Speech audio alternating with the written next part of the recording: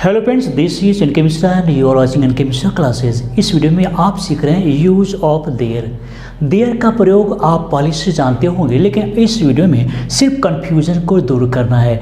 कहाँ देयर का प्रयोग होगा और कहाँ पर देयर का प्रयोग नहीं होगा, इसमें क्लियर होना ज़रूरी है।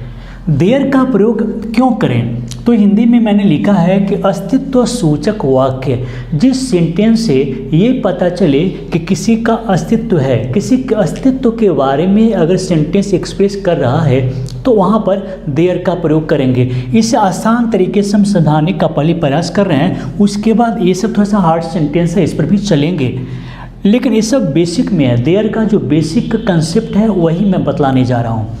इसके बाद फिर दूसरा, तो एग्जिस्टेंस और प्लेस, जब भी किसी सेंटेंस से ये पता चले कि इस सेंटेंस में एग्जिस्टेंस मतलब अस्तित्व या फिर स्थान के बारे में बतला रहा है, किसी वस्तु का, किसी चीज़ का अस्तित्व के बारे में, और फिर वो कहाँ है इसके बारे में, प्लेस के बारे में, तो वहाँ पर हम देयर का प्रयोग करेंगे। लेकिन देयर का प्रयोग कब नहीं करेंगे, जब सेंटेंस में रिलेशन और पोजीशन का प्रयोग हो, लगे कि ये संबंध बतला रहा है, किसी व्यक्ति और वस्तु में संबंध को बतला रहा है या फिर अधिकार को व्यक्त कर रहा है, तो वहाँ पर आप देयर का प्रयोग नहीं करेंगे। तो चलिए बिल्कुल सिंपल तरीके से जीरो बेस को देख लेते हैं। जैसे मान लीजिए सिर्फ लिखा हुआ कि कलम है, तो आप देख रहे हैं कि यह एग्जिस्टेंस को बतला रहा है या अस्तित्व को बतला रहा है या मौजूदगी को बतला रहा है या स्थिति और उपस्थिति को बतला रहा है, तो यहाँ पर हम देयर का प्रयोग करेंगे। क्योंकि कलम है ये बतला रहा है, तो हम क्या करेंगे, देयर इज अ पेन, मतलब कुछ है, किसी चीज़ के होने का बोध करा रहा है, तो देयर का प्रयोग यहाँ करेंगे। लेकिन वही देखेंगे, यहाँ तो है रेड में देखेंगे कि कलम है, लेकिन इसमें क्या है, मेरी कलम वहाँ है, तो इस सेंटेंस से क्या बोध हो रहा है, यहाँ पर रिलेशन और पोजीशन दोनों का बोध हो रहा है। जैसे कलम है लेकिन किसका है, तो मेरी है भाई, कलम है मेरी है, और अधिकार इस पेन पर किसका है, तो मेरी है, तो अधिकार और रिलेशन का बोध हो रहा है, तो मेरी कलम वहाँ है, हम लिखेंगे माई पेन इज देयर। उसके बाद देखते हैं मेरी कलम लाल है। इस सेंटेंस में भी देखेंगे भले ही है यहाँ पर कलम है, लेकिन यहाँ पर अधिकार का बोध हो रहा है कि किसकी कलम है, तो हम क्या करेंगे, देयर का प्रयोग इसमें नहीं करेंगे और लिखेंगे माई पेन इज रेड। फिर देखते हैं वहाँ कलम है, तो कलम है, अस्तित्व का बोध तो हो रहा है कि कलम है, लेकिन उसके बाद प्लेस भी आ रहा है, कहाँ पर है, कलम है और कहाँ पर है, तो ये दोनों बतला रहा है, प्लेस भी बतला रहा है इसमें। तो यहाँ पर क्या करेंगे, कलम है तो पहले लिखेंगे देयर इज अ पेन, और वहाँ कलम है, तो इसके लिए फिर से देयर का प्रयोग करना पड़ेगा, इसमें अंतर को समझना है।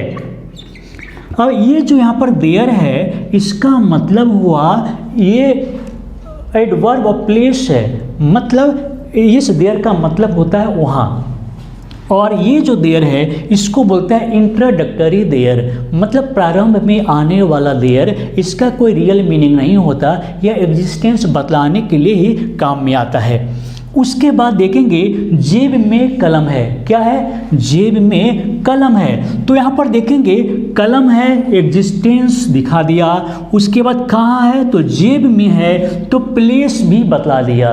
तो इसके लिए क्या करेंगे, हम लिखेंगे देयर इज अ पेन, कलम है और कहाँ है, तो इन द पॉकेट, कलम है लेकिन कहाँ है, तो पॉकेट में है। तो इस प्रकार से देयर का प्रयोग करते समय एग्जिस्टेंस और प्लेस को जरूर देखेंगे, लेकिन ये सेंटेंस अगर सीख लेते हैं तो बेसिक कंसेप्ट देयर का और क्लियर हो जाएगा। अब इस सेंटेंस में यहाँ पर देखेंगे कि कई सेंटेंस में देयर का प्रयोग नहीं होगा, तो इसे देखना जरूरी है। दाल में काला है, बोलते हैं कि मुझे तो दाल में काला नजर आ रहा है, तो कि फिर इसे इंग्लिश में कैसे बोलेंगे देख लेते हैं। तो देयर इज ब्लैक वगैरह का यूज नहीं करेंगे। क्या यूज करेंगे सो देख लेते हैं। दाल में काला है तो there is something fishy, something fishy. तो इससे हम याद रखेंगे समथिंग फिशी का मतलब है कुछ संदेहपूर्ण स्थिति का होना, कहीं पर कुछ गड़बड़ सहवर लग रहा है तो समथिंग फिशी बोला जाता है। तो देयर इज समथिंग फिशी मतलब दाल में काला है। नेक्स्ट है दिमाग में गंदगी है, तो दिमाग में डर्टी कहाँ से आएगा, धूल धक्कर ये सब तो आएगा नहीं, मतलब बैड आइडिया के बारे में बोल रहे हैं। तो दिमाग में गंदगी है तो हम क्या करेंगे, there is a bad idea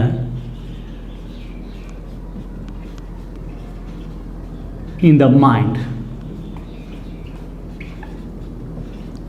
there is a bad idea in the mind मतलब दिमाग में गंदगी है। लेकिन अब आगे देखते हैं मेरा कुछ नहीं है, मेरा कुछ नहीं है। तो अब यहाँ पर देयर का प्रयोग होगा या नहीं होगा, थोड़ा सा आप भी बतलाइए हमें। मेरा कुछ नहीं है तो आप देखेंगे कि इन दोनों में तो बतला रहा है कि भाई दाल में काला है, कुछ गड़बड़ है या फिर गंदगी है, लेकिन मेरा कुछ नहीं है तो इसमें देयर का प्रयोग नहीं होगा, क्योंकि इससे अधिकार का बोध हो रहा है कि मेरा कुछ नहीं है, या पोजीशन का बोध हो रहा है, रिलेशन का बोध हो रहा है कि मेरा कुछ नहीं है। तो क्या करेंगे, अगर सिर्फ मेरा है तो इसके लिए माई लिखेंगे, नहीं लिखेंगे। आपको इससे पहले वाले वीडियो में बता चुके हैं कि सिर्फ मेरा है, इसके बाद कोई नाउन नहीं है, मेरा कुछ नहीं है। तो हम क्या करेंगे, माइन इज नथिंग, मेरा mine is nothing, mine is nothing. वही रहता मेरी कलम, उसकी कलम, तो वहाँ पर हम माई के बाद कोई माई लिख सकते हैं, लेकिन सिर्फ मेरा है, उसका है, तुम्हारा है, तो यहाँ पर आपको सोचना पड़ेगा माइन, योर्स, हीज ऐसे करना है। नेक्स्ट है वहाँ पर कुछ है।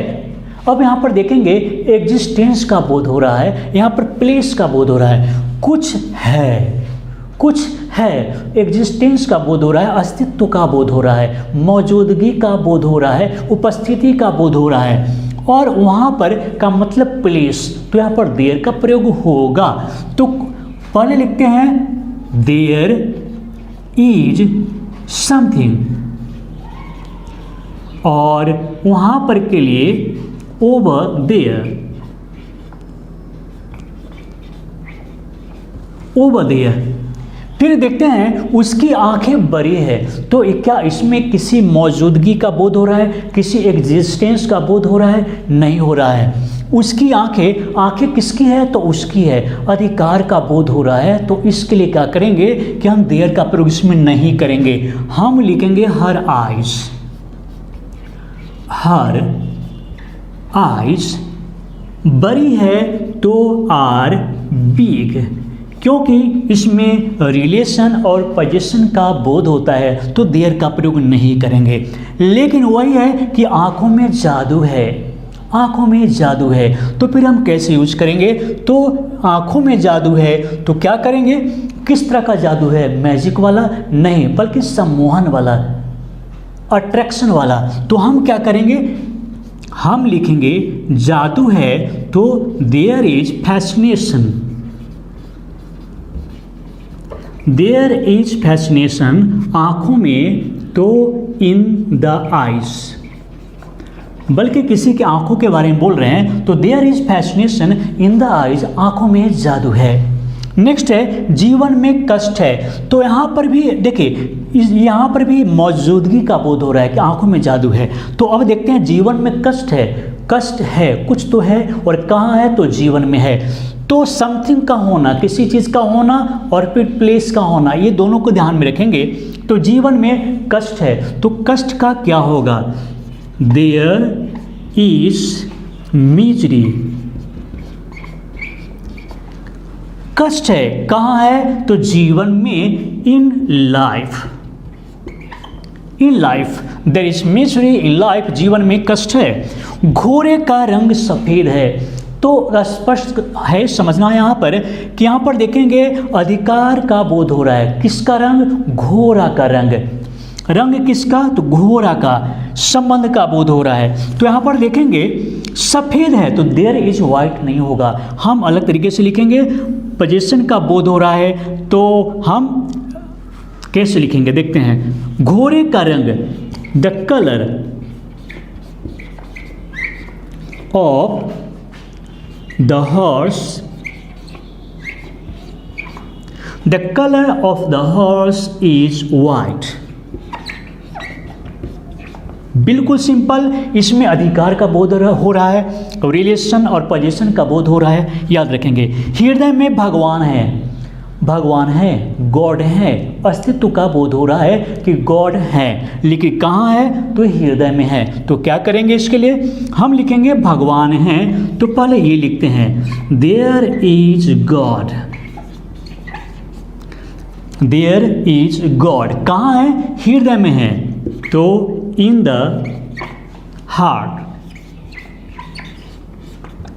इन द हार्ट मतलब हृदय में है। नदियों में पानी है, क्या है? पानी है। कहाँ है? नदियों में है। क्या है? कहाँ है? अगर इसका आंसर मिल जाए तो देयर का प्रयोग करेंगे। तो पानी है तो क्या करेंगे? There is water.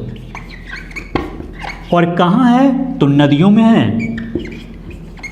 In the rivers, in the rivers. तो नदियों में पानी है, there is water in the rivers, ऐसे करेंगे। लेकिन अब बारी है आपसे सवाल करने की, और देखते हैं कि आज देयर का प्रयोग आपको कितना समझ में आया। बिल्कुल आसान सवाल होगा। तो आज का सवाल है, मेरे दिल में प्रेम है, मेरे दिल में प्रेम है। तो आप देखेंगे कि यहाँ पर भी प्रेम है, एग्जिस्टेंस कहाँ है? तो दिल में, प्लेस। तो अब इसमें देयर का प्रयोग करना है, लेकिन सही तरीके से देयर का प्रयोग करेंगे। करेक्ट आंसर होनी चाहिए, इस बात का ध्यान रखेंगे। हम आपके आंसर का इंतजार करेंगे और एक एक करके हम सभी को चेक करेंगे, रिप्लाई भी करेंगे। तो चलिए दोस्तों, इस वीडियो को देखने के लिए, सीखने के लिए और शेयर करने के लिए आप सभी को बहुत बहुत धन्यवाद।